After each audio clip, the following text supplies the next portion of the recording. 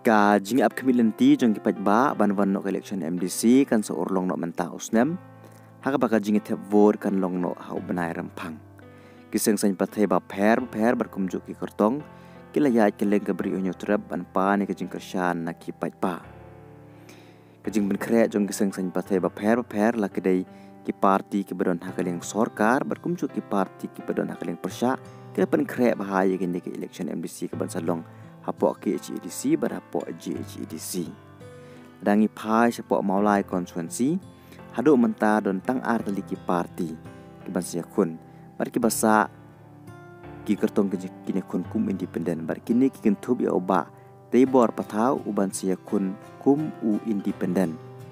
kuman cukade uba patau sob unrai bani kun kum u independen ulodon berkeseng NPP Henry menta oleh rai bani kun kum u independen uba proses disakumi udai ubala judan berkeseng UDP Henry menta ularai banyak kun omsu kum kertong ke UDP Henry kum u kertong shimet ban sia kun yang kini election MDC napo maulai konstituensi percaya ke parti kertong keseng kongres ke balapan benar da uba wan seng jerwa uban sia kun kum u kertong na keseng kongres hakan election MDC napo maulai percaya ke parti kertong kaseng sang partai Voice of the People Party kalarai ban penyekun dau ba Edison Karum Nuj na kaseng Voice of the People Party persya ya kibai pat kertong na po maulai konstituensi hadu mentamene datang atleti seng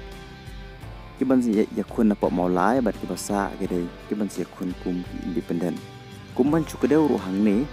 baka VPP haka election MP kabaladem na po maulai konstituensi kalayo hado live heu hajar khat live vote ka maulai konstituensi ka dega wei na ki konstituensi ka baki ba ki phai khman pha bat kila ong hato ka seng VPP kadang la na em ban job yang hakani election MDC ka ban salong